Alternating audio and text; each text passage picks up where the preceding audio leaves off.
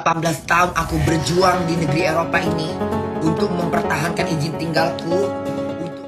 Syederalun, teka-teki transgender Bunda Korla akhirnya terpecahkan. Teka-teki tersebut terungkap dari paspor Bunda Korla yang tak sengaja terekam. Diketahui Bunda Korla telah kembali ke Jerman setelah beberapa minggu di Indonesia.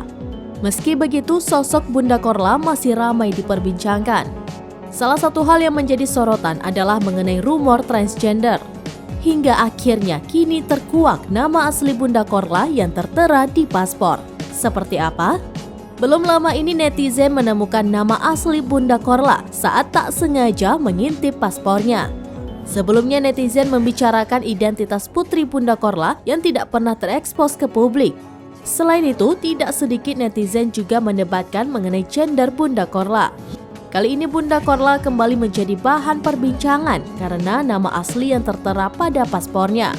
Nama asli Bunda Korla pada paspor pertama diungkapkan oleh seorang netizen yang tak sengaja mengintip isi paspornya.